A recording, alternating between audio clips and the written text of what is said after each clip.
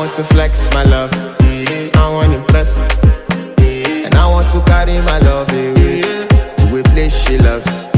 I'm